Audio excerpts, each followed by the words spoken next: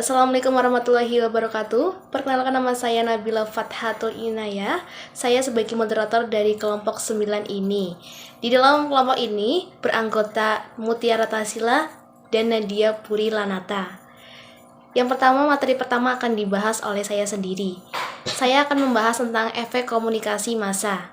Sederhananya, efek merupakan hasil dari stimulan tertentu dan pada efek ini stimulus menjelaskan tentang kaitan erat antara pesan-pesan media dan reaksi audiens. Teori ini memiliki beberapa elemen utama yang menurutnya yakni pesan stimulus, receiver atau penerima, dan efek atau respon. Masyarakat luas menganggap bahwa pesan yang disalurkan oleh media kepada halayak dalam skala luas mampu secara serempak dan diterima oleh sejumlah besar individu. Menurut Merton, pendekatan teoritis yang mampu mencangkup gambaran di atas ialah suatu kegiatan yang melembaga dalam kaitannya dengan kebutuhan masyarakat.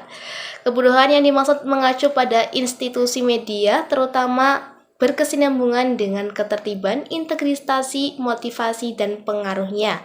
Sedangkan adaptasi yang kemudian berkesinambungan dengan ketertiban, integritas, motivasi, penggagaran, adaptasi yang kemudian masyarakat dianggap sebagai suatu sistem atau subsistem yang saling berkaitan. Itu salah satu materi dari saya, dan materi selanjutnya akan dibahas oleh Mutiara Tasila dan Nadia Puri Lanata. Dan yang selanjutnya adalah teori-teori komunikasi massa. Yang pertama, teori dependensi. Teori ini dikenalkan oleh Melvin L. Devler dan Sandra Balrokich.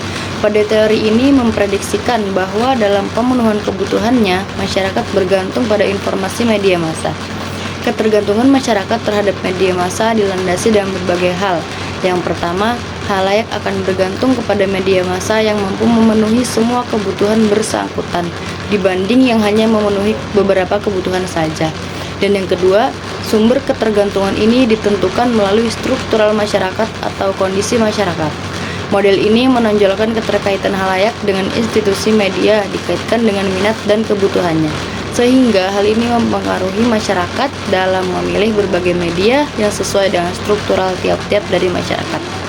Teori ini fokus pada kecenderungan pengaruh efek media massa bagi masyarakat. Teori ini berawal dari masyarakat modern, di mana media massa dianggap sebagai informasi penting yang mendapat peran penting guna proses memelihara perubahan konflik bagi setiap tatanan masyarakat, kelompok atau individu dalam melanjutkan segala aktivitasnya. Dan yang kedua adalah kultural imperialisme teori, dikemukakan oleh Herb Silot. Teori ini menjelaskan bahwa keberpengaruhan media barat telah mendominasi di hampir seluruh bagian dunia yang berdampak pada pengaruh kuat terhadap budaya ketiga dunia atau negara yang belum dan yang telah berkembang, dengan mengganggu dan menetapkan pandangan-pandangan mereka yang merusak kondisi budaya lokal, khususnya media massa seperti film, komik, koran web atau situs internet lainnya. Kemudian, ada teori kekuatan media.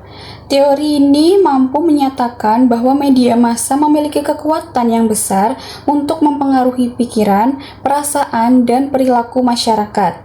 Hal semacam ini berpengaruh pada aspek-aspek kehidupan sehari-hari kita, seperti cara berpakaian, bagaimana kita berhubungan dengan orang lain, kronologis peristiwa, serta tayangan televisi atau gambar yang mempengaruhi pikiran dan perilaku seseorang.